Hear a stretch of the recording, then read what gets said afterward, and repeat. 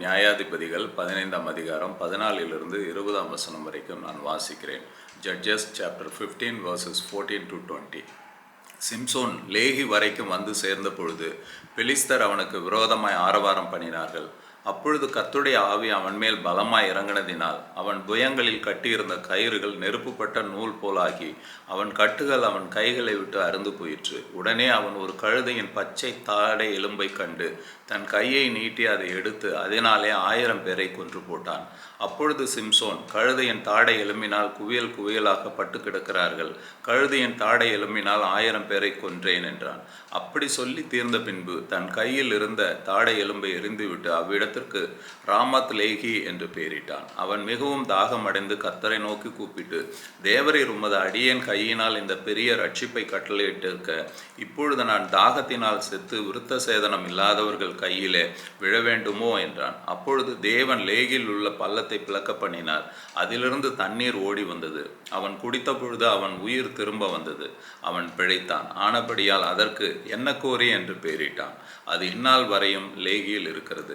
அவன் பெலிஸ்தரின் நாட்களில் இஸ்ரவேலை 20 வருஷம் நியாயம் விசாரித்தான். ஆமென். அல்லேலூயா. கர்த்தருக்குள் பிரியமானவர்களே, இந்த பகுதியை நான் தியானித்த பொழுது ஆண்டவர் சிம்சோன் மூலமாக செய்த ஒரு 3 காரியங்களை எனக்கு ஆவியானவர் வெளிப்படுத்தினார். நாம் பாடின பாடல் கூட மிகவும் ஒரு அருமையான பாடல். என் ஹக்கோர், என்ன கோரி அப்படின்னா அழுகிறலுடைய நீரூற்று. நாம் அழும்பொழுது நமக்கு நீரை கொடுக்கிற தேவனாக இருக்கிறார். அப்படிப்பட்ட வல்லமையுள்ள தேவனாக இருக்கிறார். பிரியமானவர்களே, இங்கே சிம்சோனை கட்டி பெலிஸ்தர்கள் அவனை அழிக்கும்படியாக அவனை கொண்டு போகிறாங்க. அப்பொழுது 14ஆம் வசனம் பார்க்கிறோம். சிம்சோன் லேகி வரைக்கும் வந்து சேர்ந்த பொழுது பெலிஸ்தர் அவனுக்கு விரோதமாய் ஆரவாரம் பண்ணினார்கள். அப்பொழுது கர்த்தருடைய ஆவி அவன் மேல் பலமாய் இறங்கினதினால் அவன் புயங்களில் கட்டியிருந்த கயிறுகள் நெருப்புப்பட்ட நூல் போலாகி அவன் கட்டுகள் அவன் கைகளை விட்டு அருந்து போயிற்று. ஹல்லேலூயா. இதுக்கு இந்த வசனத்தை நாம் வாசித்த பொழுது ஆண்டவர் சொன்னார், our God will breaks bondage. He breaks bondages. கட்டுகளை உடைக்கிற தேவனாக இருக்க அந்த காலை வேளையில் கிறிஸ்துவுக்குள் பிரியமானவர்களே, அது பாவத்தினால வந்த கட்டுகளாக இருக்கலாம், சாபத்தினால வந்த கட்டுகளாக இருக்கலாம், எந்த கட்டுகளாக இருந்தாலும் he is able to break it. பிரியமானவர்களே, அபிஷேகம் நுகத்தை முறிக்கும்னு நமக்கு தெரியும். அப்போஸ்தலர் 1:8 நம்ம பார்க்கிறோம், பரிசுத்த ஆவியானவர் வரும்பொழுது நீங்கள் பலன் அடைவீர்கள் என்று. That is the power of God. That is the great privilege for the believers. பிரியமானவர்களே, உங்களுக்கும் எனக்கும் பரிசுத்த ஆவியானவர் கொடுக்கப்பட்டதனுடைய நோக்கம் வெறும் அந்நிய பாஷைகளை பேசுவதற்கு மாத்திரம் அல்ல, வெறும் அற்புதங்களை செய்வதற்கு மாத்திரம் அல்ல, நம்மை கட்டுகளிலிருந்து விடுவிக்க அது வல்லமை உள்ளதா இருக்கிறது. பிரியமான காலை வேளையிலே சிம்சோன் வாழ்க்கையில பெரிய கயிறுகள் போட்டு அவனை கட்டி இருந்தாங்க. ஆனா பரிசுத்த ஆவியானவர் வந்த பொழுது அந்த கட்டுகள் எல்லாம் உடைக்கப்பட்டதை நம்ம பார்க்கிறோம். இந்த காலை வேளையிலும் உங்களுக்கும் எனக்கும் ஆவியானவர் சொல்லுகிற ஒரு காரியம், உன் கட்டுகள் எதுவானா இருக்கலாம், அது சின்னதா இருக்கலாம், பெருசா இருக்கலாம், அது செய்வினை கட்டுகளாக இருக்கலாம், எதற்கும் நாம் பயப்பட தேவையில்லை. காரணம், பரிசுத்த ஆவியானவர் நமக்குள்ளாக இருக்கிறபடியினாலே, பரிசுத்த ஆவியானவர் வல்லமை நமக்குள்ளே கிரியை செய்கிறபடியினாலே, மரித்து போன இயேசு கிறிஸ்துவை உயிரோடு எழுப்பின ஆவியானவர் உங்களுக்குள்ளும் எனக்குள்ளும் இருக்கிறபடியினாலே எந்த கட்டுகளாலும் நம்மை நிறுத்த முடியாது. பிரியமானவர்களே, அது நம்முடைய தனிப்பட்ட வாழ்க்கையாக இருக்கலாம், குடும்பமாக இருக்கலாம், ஊழியமாக இருக்கலாம். ஈவன் நம்ம சுவிசேஷம் சொல்ல போகும்பொழுது நமக்கு ஒரு பயம் வரலாம். எல்லா இடங்களிலும் எதிர்ப்புகள் இருக்கு, எல்லா இடத்திலும் ஏற்றுக்கொள்ள மாட்டேங்கிறாங்களே, அடிக்கிறாங்களே, துன்புறுத்துறாங்களே. நாம பயப்பட தேவையில்லை. சிம்சோனை விடுவித்த கட்டுகளில் உடைத்து போட்ட தேவன். God breaks bandages. எந்த பாண்டேஜா இருந்தாலும், எந்த கட்டுகளா இருந்தாலும், இந்த காலை வேளையிலே ஆண்டவர் சொல்றாரு, அவர் விடுவிக்கிற தேவனாய் இருக்கிறார். அவர் கட்டுகளை உடைக்கிற தேவனாய் இருக்கிறார். கட்டுகளை உடைக்கிற தேவன் அவர். அவருக்கு அப்படி ஒரு வல்லமை இருக்கிறது. பிரியமானவர்களே, 2வதாக 15வது வசனத்தை நாம் வாசிக்கிறேன். உடனே அவன் ஒரு கழுதையின் பச்சை தாடை எலும்பை கண்டு தன் கையை நீட்டி அதை எடுத்து அதனாலே 1000 பேரை கொன்று போட்டான். அப்பொழுது சிம்சோன், கழுதையின் தாடை எலும்பினால் குவியல் குவியலாக பட்டு கிடக்கிறார்கள், கழுதையின் தாடை எலும்பினால் 1000 பேரை கொன்றேன் என்றான். இந்த 2 வசனங்களை பார்க்கும் பொழுது அவன் முதலாவது அவனுடைய கட்டுகள் உடைகிறதை பார்க்கிறோம். பரிசுத்த ஆவியானவர் அவன் மேல் வந்து அவன் கட்டப்பட்டிருந்த அந்த கட்டுகள் எல்லாம் உடைந்து போகிறதை பார்க்கிறோம். கட்டுகளை உடைக்கிற தேவனாக நாம் அந்த இடத்திலே பார்த்தோம். இப்போ 2வது என்ன பண்றான்னா, அவன் ஒரு கழுதையின் தாடை எலும்பு கையில் எடுக்கிறாங்க, வெறும் தாடை எலும்பு, ஜா போனு, அதை எடுத்து 1000 பேருக்கு மேலே பெலிஸ்தர்களை கொன்றதாக இங்கே வேதம் சொல்லுகிறதை பார்க்கிறோம். பிரியமான ஹalleluya. எவ்வளவு பெரிய பயங்கரமான ஒரு வெற்றியை தேவன் தருகிறார். He gives victory. Not only he breaks our bondages, he gives us victory over our enemies. எந்த தோல்வியிலையும் எந்த ஒரு சூழ்நிலையில நம்ம முடங்கி கிடக்கவே தேவை கிடையாது. கையில் என்ன கிடைக்குதோ அதை வைத்து நம்மால வெற்றியை சுதந்திரிக்க முடியும். நீங்க நல்ல வேதத்தை பார்க்கும் பொழுது தாவீது ஒரு கூழாங்கல்லால கோலியாத்தை கொல்லுகிறதை நம்ம பார்க்கிறோம். இஸ்ரேல் சேனை முழுவதும் பயப்படுறாங்க, சவுல் பயப்படுறான், ராஜா மற்ற எல்லா சோல்ஜர்ஸ் எல்லாம் பயப்படுறாங்க. ஆனா இவன் ஒரு மீட்பனா இருக்கிறான். ஒரு சின்ன கூழாங்கல்ல வைத்து அங்கே கோலியாத்தை அவன் அடித்து கொள்ளுகிறதை பார்க்கிறோம். பிரியமானவர்களே, மோசேக்கு கூட ஆண்டவர் சொல்றார், உன் கையில என்ன இருக்குப்பாங்கிறாரு. செங்கடல் நிற்கிறது, இந்த பக்கம் பார்வோன் சேனை வருகிறது. இஸ்ரேல் மக்கள் மோசேக்கு விரோதமாய் முறுமுறுக்கிறாங்க, அழுவுறாங்க, பதட்டமா இருக்கிறாங்க. அப்படிப்பட்ட சூழ்நிலையில ஆண்டவர் சொல்லுவோம், உன் கையில என்ன இருக்குங்கிறாரு. அந்த கோலை நீ நீட்டு அப்படிங்கிறாரு. செங்கடல் பிரிந்ததை பார்க்கிறோம். கிறிஸ்துக்குள் பிரியமானவர்களே, நீங்களும் இன்றைக்கு ஏதாகிலும் ஒரு காரணத்துல ஆண்டவரே நான் என்ன செய்ய போறேன், இந்த சூழ்நிலை நான் எப்படி எதிர்கொள்ள போறேன், என் பிள்ளை வாழ்க்கை எப்படி இருக்கு, என்னுடைய கணவர் வாழ்க்கை எப்படி இருக்கு, என் மனைவி வாழ்க்கை எப்படி இருக்கு, என் எதிர்காலம் எப்படி இருக்குன்னு நம்ம ஒரு குழப்பத்துல இருக்கலாம். தோல்வி மனப்பான்மையில் பிசாசு உங்களை கட்டி வைத்திருக்கலாம். கர்த்தருக்குள் பிரியமானவர்கள், உங்க கையில என்ன இருக்கு? வேதாகம் இருக்குல்ல, வசனம் இருக்குல்ல, வசனத்தை பயன்படுத்துங்க. வசனத்தை பயன்படுத்தும் பொழுது ஒரு பெரிய நீங்க வெற்றியை நீங்க காண முடியும். உங்கள் தோல்வி மாறும். ஆண்டவர் அங்கே சிம்சோனுக்கு அங்கே ஒரு வெற்றியை கொடுக்கறத பாருங்க. he gives victory, he gave victory to Samson. சாம்சனுக்கு அப்படிப்பட்ட ஒரு வெற்றியை கொடுத்த தேவன் இன்றைக்கு உங்களையும் என்னையும் பார்த்து சொல்றான், உன் கையில என்னப்பா இருக்குது? 5 ரூபாய் இருக்கா? போதும், நீ 5 லட்சம் ரூபாய் கடனை பத்தி கவலைப்படாத. நான் அந்த 5 ரூபாயை வைத்தே நான் உனக்கு அந்த கடனை நான் அடைக்க வல்லவராக இருக்கிறேன் என்று சொல்லுகிறார். 5 அப்பம் 2 மீனை ஆண்டவருடைய கரத்தில் கொடுத்தாங்க. 5000 பேர் வெறும் ஆண்கள் மட்டும் இருந்தாங்க. அவ்வளோ பேரை அவர் போஷித்தார். சுமார் ஒரு 10-15,000 பீப்புள் அதை சாப்பிட்டதை நம்ம பார்க்கிறோம். பிரியமானவர்களே, சோர்ந்து போகாம இருங்க, சோர்ந்து போகாம இருங்க. அங்கே சிம்சோன் வாழ்க்கையை பாருங்க. அவன் ஒரு வனாந்தரத்தில் தனியாலா மாட்டுறான். பெலிஸ்தர்கள் 1000 கணக்கில் இருக்கிறாங்க. ஏன்னா அவன் கொன்றதே 1000 பேருக்கு மேலன்னா 10,000 பேர் வந்திருக்கலாம்.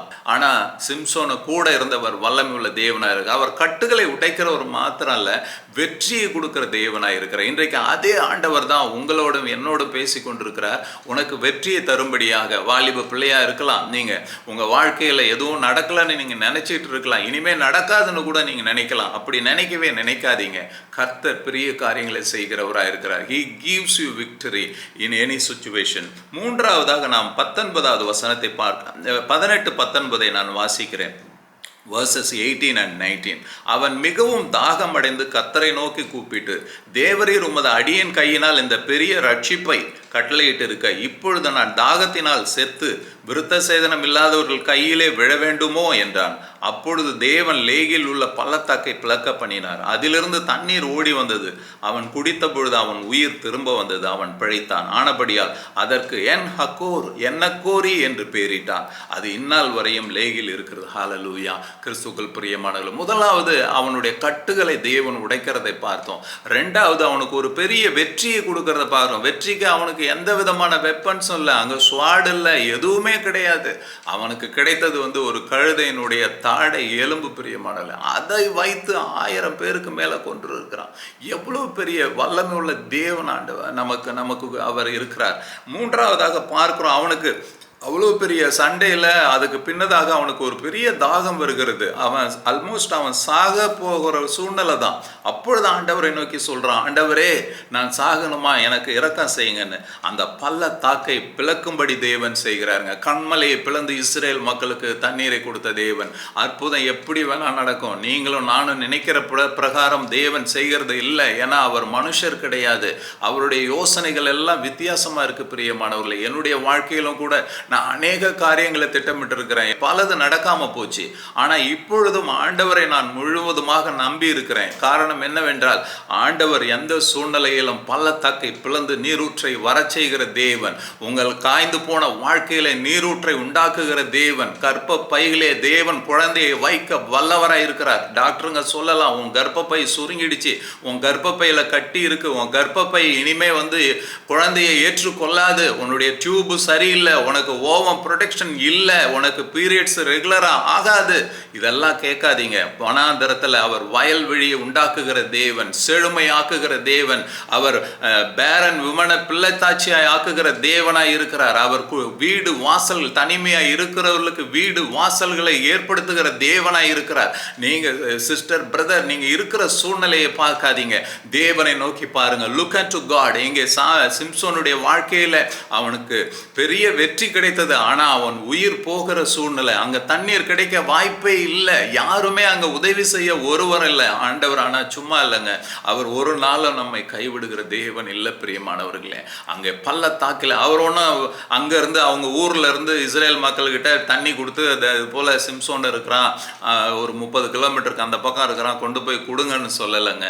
தேவன் அப்படியே இன்ஸ்டண்ட்டாக எந்த இடத்திலும் எதையும் செய்ய வல்லவராக இருக்கிறார். இதை ஞாபகம் வச்சுங்க. எந்த இடத்திலும், at any situation, wherever you are, whatever the situations, he can do miracles, he can change the situation, he will give you victory. Not only he will give you victory, he will provide your needs. மூன்றாவதாக அதுதான் பார்க்கிறோம், தேவையை சந்திப்பவராக இருக்கிறோம். என் ஹகோர், எல்லாரும் சொல்லலாம், என் ஹகோர், என்னுடைய தேவன், என் அழுகையை நீரூற்றாய் மாற்றுகிற தேவன், என் தேவைகளை சந்திக்கிற தேவன். இந்த காலை வேளையிலே பரிசுத்த ஆவியானவர் உங்களுக்கும் எனக்கும் சொல்லுகிற வார்த்தை, I will provide your needs. உன்னுடைய தேவைகள் எதுவாக இருக்கலாம், ஸ்கூல் ஃபீஸ், காலேஜ் ஃபீஸ், இதெல்லாம் சாதாரணமான காரியம், அற்பமான காரியம். நீங்கள் காற்றையும் காண மாட்டீர்கள், மழையையும் காண மாட்டீர்கள், ஆனால் இதோ நீங்களும் உங்கள் விலங்குகளும் குடிக்கத்தக்கதாக இந்த பள்ளங்கள் எல்லாம் தண்ணீரால் நிரப்பப்படும். இது தீர்க்க தரிசனங்க. தீர்க்க தரிசனமாக கர்த்தருடைய வார்த்தை உங்களுக்கும் எனக்கும் கொடுக்கப்படுகிறது.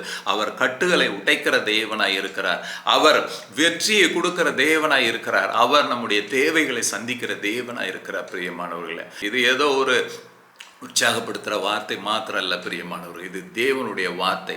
சிம்சோன் வாழ்க்கையிலே தேவன் செய்தது உண்மை என்றால் உங்களுடைய வாழ்க்கையில, என்னுடைய வாழ்க்கையில செய்வது நிச்சயம் நிச்சயம் நிச்சயம். அவர் கட்டுகளை உடைக்கிற தேவனாக இருக்கிறார். எந்த கட்டுக்கும் பயப்படாதீங்க. பிசாசு எதுவானா உங்கள் கண்ணு முன்னாடி இருக்கட்டும், எவ்வளோ பெருசானாலும் இருக்கட்டும், மலைகளை பார்த்து பெயர்ந்து போன அந்த மலைகள் பெயர்ந்து போகணும்னு ஆண்டவர் சொன்னார். நாம் we have to practice all his verses, we have to practice how he lived. இயேசு கிறிஸ்து எப்படி வாழ்ந்தார், எப்படி வார்த்தைகளை பயன்படுத்தினார். எனக்கு கூட அதில் நிறைய ஒரு குறைபாடு உண்டு, நான் கூட நிறைய முறை தோற்று போகிறேன். அதில் கர்த்தருடைய வார்த்தையை நாம் பயன்படுத்தணும். அவர் பழைய ஏற்பாட்டில் என்ன செய்தார், புதிய ஏற்பாட்டில் என்ன செய்தார், எப்படி அவருடைய வார்த்தைகள் வல்லமையை கொண்டு வந்தது, அப்படிப்பட்ட காரியங்களை நாம் செய்யும் பொழுது நிச்சயமாக நம்முடைய கட்டுகள் உடையும். சிம்சோன் வாழ்க்கையில் கட்டுகளை உடைத்த தேவன் இன்றைக்கு உங்களுடைய வாழ்க்கையில், என்னுடைய வாழ்க்கையில கட்டுகளை உடைப்பார். எல்லா கட்டுகளும் இயேசுவின் நாமத்திலே உடையும்படி நான் ஜெபிக்கிறேன்.